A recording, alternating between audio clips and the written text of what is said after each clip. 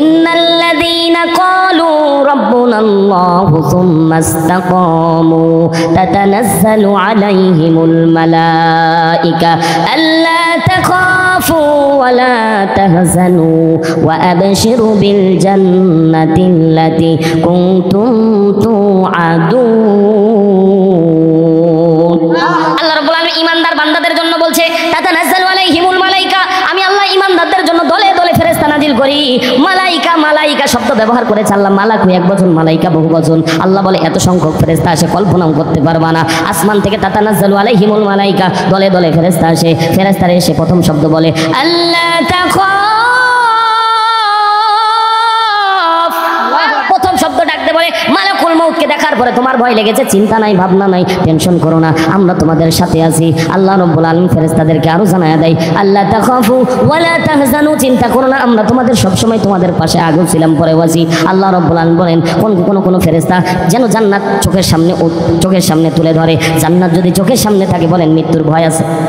জোরে বলেন না কেন? মুমিন তো কখনো মাথা নত করে না, আসুক না যত বাধা বিপদ। কথা বলেন ঠিক কিনা? মুসলমান ভাইরা আমার, পয়গম্বরে আরবিকে আজরাইল সালাম দিয়ে বলছেন ইয়া রাসূলুল্লাহ, আজকে পৃথিবীর ইতিহাসের মধ্যে একটা আত্মার জান কবজ করা হবে। ওগো নবীজি, আজ পর্যন্ত কিয়ামত পর্যন্ত যত আত্মার জান কবজ করা হবে, বাবা আদম থেকে শুরু করে আজ পর্যন্ত যত জান কবজ হয়েছে, আপনার পরে যত জান কবজ হবে, এইরকম ইহসানের সহিত কারো জান কবজ করা হয় নাই। আজকে যদি আপনার বিন্দু মাত্র কষ্ট হয়, ওগো নবীজি, আল্লাহর কাছে আমার হিসাব দেওয়া লাগবে। সেই পয়গম্বরের জান কবজ করবেন, প্রস্তুতি গ্রহণ। আল্লাহর নবী সাল্লাল্লাহু আলাইহি সাল্লাম বলতেছেন, বিশ্ব নবীর প্রাণপ্রিয় স্ত্রী আম্মা জান খাদিজা বর্ণনা করতেছেন, আল্লাহর নবী জান কবজের সময় আমরা খেয়াল করে দেখেছি, আল্লাহর নবীর বুকের উপরে যখন মালাকুল মউত আজরাইল জানটা নেওয়ার জন্য শুধুমাত্র হাতটা এভাবে বসাচ্ছিল, আল্লাহর নবী হাতটা সরায় ফেলে বলতেছেন, মালাকুল মউত রে, তুমি জানো তোমার হাতটা আমার বুকের উপরে দিচ্ছ না, মনে হচ্ছে উহুদ পাহাড় আমার বুকের উপরে চাপায়া দিচ্ছ।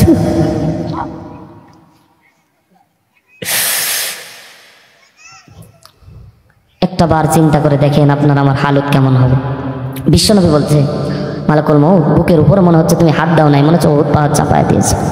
আজরাইল ডাকতে বলছেন, ইয়া রাসূলুল্লাহ, এই কথা আপনি বলবেন না, আপনি যদি কষ্ট পান আল্লাহর দরবারে হিসাব দেওয়া লাগবে।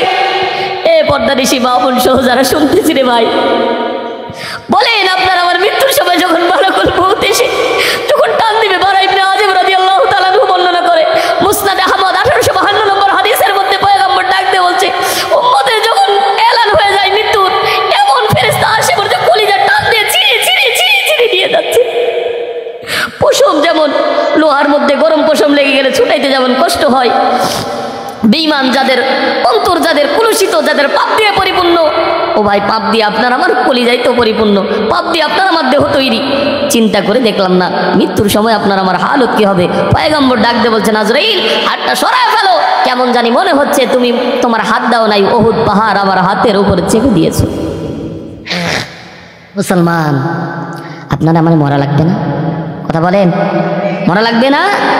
আল্লাহর কাছে আজকে বাড়িতে যায় 10টা মিনিট চোখটা বন্ধ করে, বালিশের সাথে চোখটা বন্ধ করে 10 মিনিট দিবেন দিনের খাতিরে, আমি অনুরোধ করে বলছি, 10টা মিনিট চোখটা বন্ধ করে আপনি তাকাবেন আর আল্লাহর রহমতের দিকে আল্লাহকে বলবেন, আল্লাহ আপনার আমার মৃত্যুর সময় কি আল্লাহ তুমি আমার জন্য ফেরেশতা নাজিল করবা। যাদের জন্য আল্লাহ মৃত্যুর সময় ফেরেশতা নাজিল করবে, আল্লাহ বলেন তাদের জন্য আমি আল্লাহ জান্নাত বরাদ্দ রেখেছি। আরো জোরে বলেন আল্লাহু আকবার। যাদের জন্য ফেরেশতা আসবে না, যাদের জন্য রহমতের ফেরেশতা আসবে না, তাদের জন্য জাহান্নাম রেডি হয়ে যাবে। আমি এর আগে বলেছিলাম মৃত্যুর 17টা সিমটম আছে। কতটা? 17টি সিমটম দেখে বোঝা যায় যে এই ব্যক্তিটি জান্নাতি না জাহান্নামী। মৃত্যুর পূর্বেকালীন 17টা সিমটম বিশ্বনবী বর্ণনা করেছেন।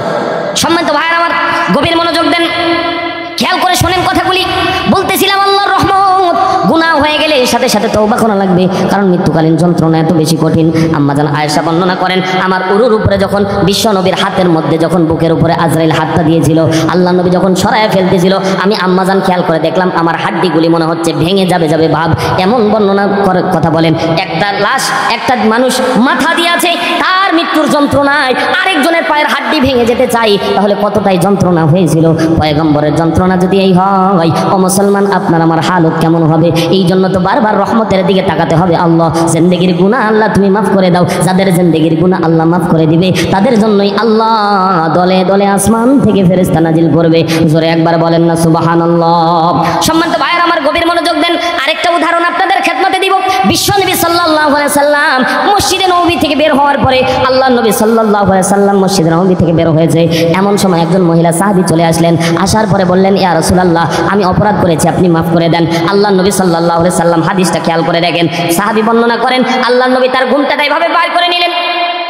খেয়াল করতেছেন আমার দিকে? আল্লাহর নবী তার না দেখার ভান করলেন, মাথাটা আস্তে করে, ঘোমটাটা চাদর ছিল ইয়ামিনী চাদর, আল্লাহর নবী চাদরটাকে এইভাবে ঘোমটা দিয়ে রেখে দিলেন যাতে করে তার চেহারার দিকে না দেখতে পারি। আল্লাহর নবী সাল্লাল্লাহু আলাইহি সাল্লাম যখন ঘোমটা দিয়ে মাথাটা ঢেকে ফেলেছে, সাথে সাথে মহিলা সাহাবী বলছেন, ইয়া রাসূলুল্লাহ, আমি গুনাহগারের জন্য আপনি মনে হয় মাথাটা ঢেকে ফেললেন। আল্লাহর নবী মুখটা ফিরায় নিলেন, বললেন, যাও তওবা করো, আল্লাহ তোমার জিন্দেগীর গুনাহ মাফ করে দিবে। সুবহানাল্লাহ বলেন।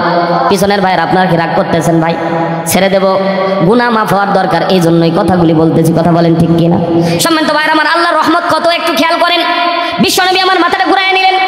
আল্লাহর নবী সাহাবীদেরকে বলছে, মহিলা সাহাবীকে চলে যেতে বলো।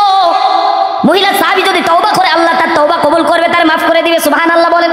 মহিলা সাহাবী আবার বিশ্বনবীর সামনে পেজ ঘুরে সামনের দিকে গিয়ে বলে, ইয়া রাসূলুল্লাহ, আমি অপরাধ করেছি, আপনি আমার বিচার করে দেন। ওগো নবীজি, আমি অপরাধ করেছি, আমার বিচার আপনি করেন। আল্লাহর নবী আবার মুখটা ফিরায় নিলেন, বললেন, তুমি তওবা করো, তোমার আল্লাহ মাফ করে দিবে। তৃতীয়বার যখন ওই মহিলা সাহাবী বলে ফেললেন, ইয়া রাসূলুল্লাহ, আমি জেনা করেছি, আপনি আমার শাস্তির ব্যবস্থা করেন। যখনই জেনা করেছি, এটা ইজহার হয়ে গেল, প্রকাশ হয়ে গেল। প্রকাশ যদি হয়ে যায় তখন আপনার শাস্তির বিধান হবে। এর আগে আল্লাহ রাব্বুল আলামিন গোপনে চাইলে আপনাকে মাফ করে দিতে পারে।